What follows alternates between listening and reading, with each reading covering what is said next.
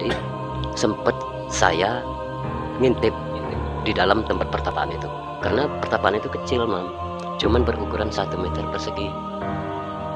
Ternyata setelah saya intip di dalamnya, ruang itu tertata, ada kamar, ada dapur, ada ruang istilahnya tempat istirahat.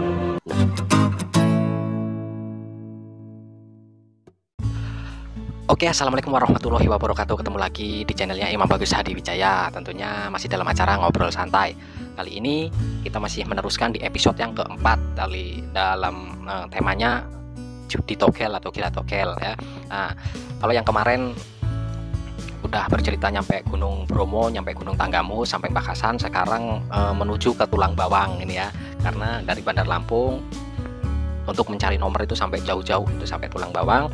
Nah, yang sekarang ini juga menarik karena ini datang langsung ke petilasannya Sultan Ngegulung ya. Jadi gimana ceritanya, kita langsung saja ke saksi mata atau pelakunya juga ini. Ya, kita langsung saja kayak nih ya. Oke, masih juga mengenai nomor yang kamu tanyakan, ini pengalamannya ya. Jadi, ya, oke, ini episode yang keempat, mungkin yang terakhir ya, karena pengalamannya sudah sampai yang keempat. Inilah saya cerita bahwasanya pada waktu itu juga ada teman-teman yang menceritakan berhasil dari keramat Sultan Ngegulung itu. Maka kami berempat waktu itu terpaksa juga pergi karena ada kenyataan katanya yang dapat dari situ. Pergilah kami berempat ini ke daerah Tulang Bawang sana menelusuri Gunung Madu waktu itu ya. Tapi barusan buka Gunung Madu, masih belum lebar seperti sekarang. Terus melasak kami sampailah ke pinggir Sungai Mesuji. Nah di situ ada satu pulau. Iya, pulau. Jadi kan dilingkari kali kan, makanya disebut pulau.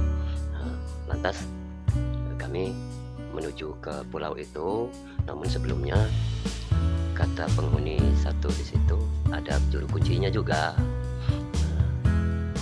Setelah itu kami ke tempat juru kuncinya. Kami mau ke makam atau keramat Sultan Ngegulung. Diizinkanlah oleh si penjaga kuncinya itu kan. Nah setelah kami diantar ke situ, ke keramat itu, dia pulang lagi juru kuncinya.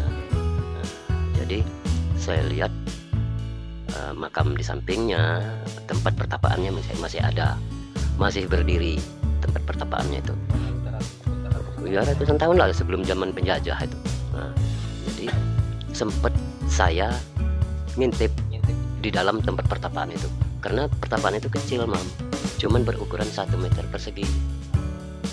Ternyata setelah saya intip di dalamnya, ruang itu tertata, ada kamar, ada dapur, ada ruang istilahnya tempat istirahat.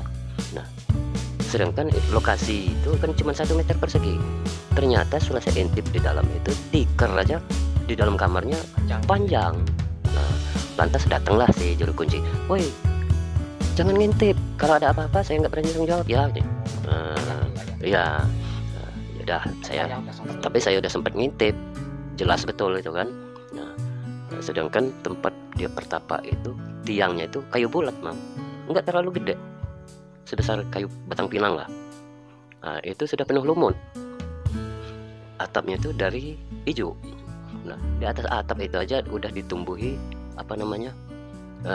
kayak kembang yang itu apa ya, yang gede ya. Nah, udah ditumbuh itu saking lamanya kan. Lagi pula tempat pertapaannya itu sudah condong, cuman nggak rubuh. Lantas ngobrol-ngobrol lah kami dengan juru kuncinya, kira-kira berapa lama ini ya Sultan Ngegulung ini. Ya kita juga kalau konon ceritanya udah puluhan tahun lah dia bertapa ini, sampai datang penjajah bawa doser ditumbur, makanya ini miring katanya. Sebegitu ditumbur sampai miring ini nggak rubuh, malah bahkan mesin dosernya pun mati. Karena mesin dosernya mati, Sultan Ngegulung itu bisa ngilang, Belandanya ngebenerin dosernya. Nah gitu. Jadi setelah dia meninggal langsunglah dimakamkan oleh penduduk perkampungan ini kan jauh. Jadi itulah mam cerita. Itu dapat nomornya nggak ya? Ya masih juga tetap nihil itu mam, nggak dapat. Cuman karena kan kita ini saking gilanya dengan nomor, pengen betul dapat, ya kemana aja cerita orang kita kejar. Nah itulah, jadi maksud saya itu begini, nggak usahlah ngejar-ngejar bayangan, nggak mungkin akan tercapai. Kerja nyata, angguran kita carilah rezeki yang halal, yang hasil keringat betul. Jangan seperti zaman sekarang ini udah jual-jual narkoba, itu kan nggak baik.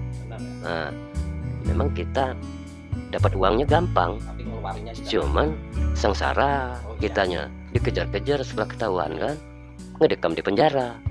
Nah, jadi udahlah, nggak usah ngejar-ngejar bayangan, cari saja rezeki yang halal, yang hasil keringat betul, baru kita enak menikmatinya. Ya itulah teman-teman ya, dapat motivasi juga dari ayah tentunya. Carilah rezeki yang halal, maka akan berkah hasilnya. Nah kalau itu ya mungkin pengalaman yang nggak bisa dilupakan ya. Ya itulah episode terakhir kami dari Gila Togel, Gila Judi, dan tadi ada nasihat juga dari ayah. Oke, sampai di sini saja. Jangan lupa subscribe channel ini supaya kalau ada cerita yang baru akan ada pemberitahuannya. Oke, terima kasih. Wassalamualaikum warahmatullahi wabarakatuh.